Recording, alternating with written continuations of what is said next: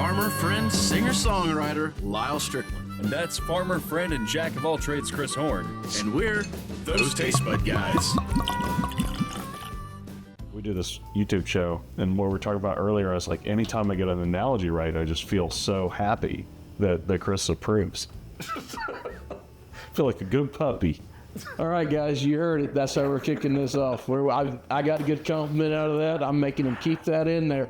Guys, welcome back. Thanks for joining us one more time. I'm Chris. That's Lyle. We are those Taste Bud Guys. We appreciate you joining us. If this is your first time, hey, stick around. We're just going to have a drink together and chat about it a little bit. And maybe this is something you're interested in and you might want to consider getting for yourself. We'll give you some notes on it. If it sounds good, you can go try it. If it is, well, maybe we'll save you some money. On the other hand, if you've already got this, then grab a glass, drink it with us, comment down below, let us know if you agree, disagree, think we're idiots, whatever, it's fine. No big deal. And you're back. No one's ever thought we were idiots. Everybody's thought we That's fine. Everybody's not wrong. If you guys, this isn't your first time, hey, welcome back. Thanks for doing us again. Don't forget to like and subscribe. And finally, for August Tacos, there's a QR code. That's QR code. Right up there in that corner. Go give that a click over there, and if you would be so kind to drop us a little tip, whatever you feel is worthwhile, yeah, that would help us a lot. We'd appreciate that. All right, let's get to it. This is a bottle that we've been sitting on for a long time. You can see that this is not very drained. Okay, but you gotta be honest, we did do this episode once. We did, and I lost it. What? No, that's not what you said. For sure. You said the audio was screwed. No, that was the Michael Collins episode. Oh, this was a legit loss. This was legit. Okay, we're redoing a lot of stuff tonight that we realized never made it up, and that's what we're going through. So do you want to take a stab at how to say this? I'm going to say Arette, but I feel like that's not correct. It does rhyme. Arette. No, that sounds Italian. I don't know. Right? It's like Tom Segura when he's like, it's like, that sounds Japanese if you say it Japanese. This is a Reposado. This is a store pick. NOM 1109. I think that this is supposed to be a pretty decent tequila. I think this is supposed to be an additive-free tequila. Somewhat higher end. Not like massive premium, but like marginally nicer tequila. But the first time I had it, I did not like it. What is that proof on it? Oh, 46. God, I thought it said way more than that. But that's pretty high, right? It's higher than normal. Yeah, but I thought it said 60 something. I was like, what? So it's a Reposado.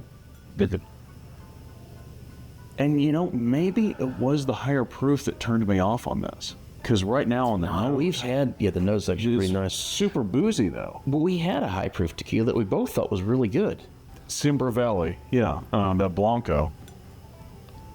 All right, so the nose, okay, I do like it, but you typically, if I really like the nose, usually that means it's got additives and it's sweetened, and this smells sweet and vanilla-like. This is not supposed to have additives. Okay, well, I'm not telling you it does. I'm just saying that's just the typical thing. Is if it doesn't smell like Cheese Whiz, it's not real. Speaking of redos, we have to redo the Dos Artes. I know, but it's additive free, so we need to take a new stab at it. They just naturally did a bad job with it. So, the nose is very lemony to me.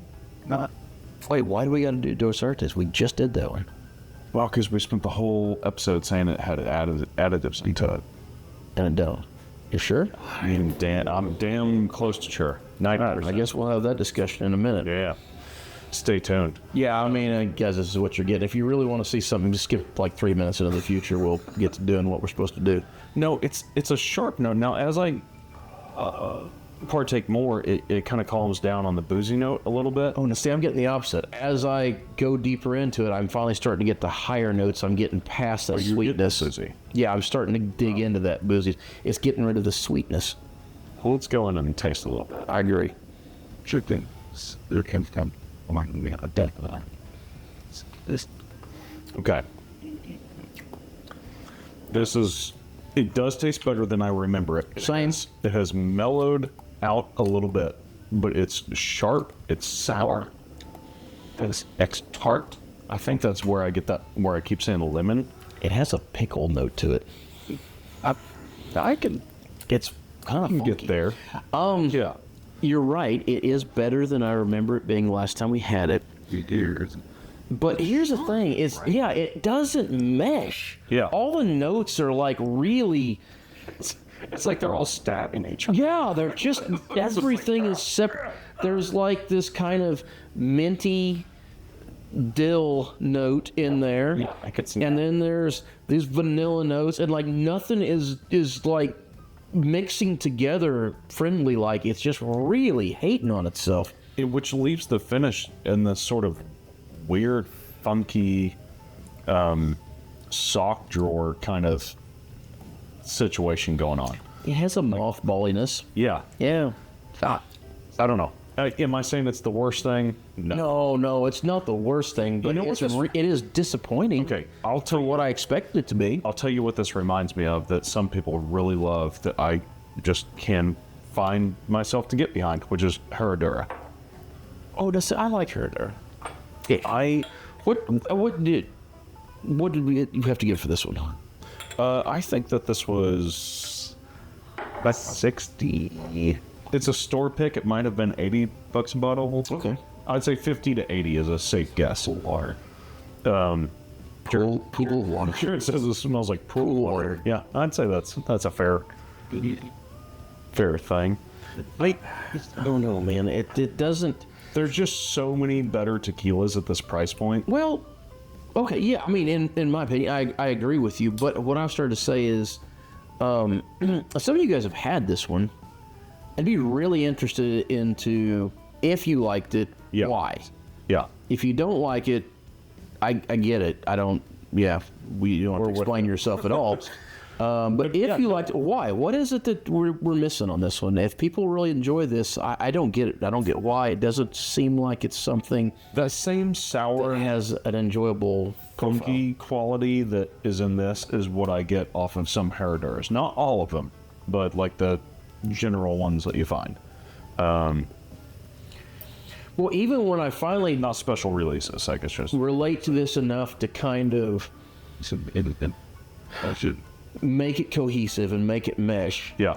it still finishes with such a funk and a sour note that it isn't enjoyable. It doesn't it doesn't make me want to keep drinking. It doesn't make me look forward to the next sip. Yeah. You know, some of those tequilas you get, you're like, oh, that was good, and you get that little weird funk at the end, and you just want to go back and pick up the beginning again because it was, makes you want to keep drinking it.